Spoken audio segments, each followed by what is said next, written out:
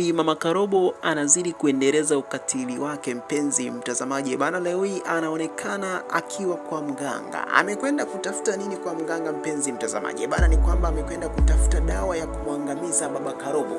Dawa ya kumwangamiza mpenzi wake. Ikumbuka kwamba mpenzi wake ni mlemavu wa miguu. Kwa hiyo anachokitaka Mama Karobo, of course Mama Karobo hapendi kuishi na mwanaume ambaye unajua ni mlemavu. Kwa hiyo anachokiwaza Mama Karobo ni kwenda kwa mganga kutafuta dongoso ambalo litakwenda kumwangamiza Baba Karobo. Na tujiulize ni kwa nini? Bana, lengo la Mama Karobo ni kuingia katika penzi jipya na kijana mmoja. Bana, Mama Karobo anakuambia kwamba yeye damu yake bado inachemka, kwa hiyo hawezi kudate na mlemavu, hawezi kudate na kilema. Kwa hiyo imebidi amtafute mwanaume mwingine. Sasa mpenzi mtazamaji, unadhani kitu gani ambacho kinakwenda kujitokeza? Maana wakati Mama Karobo anapambana kumwangamiza mpenzi wake, bana, kuna miujiza inajitokeza, na hiyo miujiza inaanza kumtokea mtoto Karobo.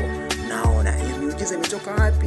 Bana, yote tutakwenda kufahamu mpenzi mtazamaji, lakini muhimu zaidi mpenzi mtazamaji, kama ndo kwanza unaifuatilia movie yetu ya Binti Yangu, na kweli movie yetu inakufundisha chochote kitu, basi tumia upendo wako kwa kubonyeza alama neno subscribe. Ukibonyeza alama neno subscribe, maneno meusi chini ya video, basi itakuwa rahisi zaidi kwako kupata taarifa, na itakuwa rahisi zaidi kwetu kupata notification kwamba wewe umekuwa kwanza kumpinga Mama Karobo na unatamani Baba Karobo aweze kushinda vita.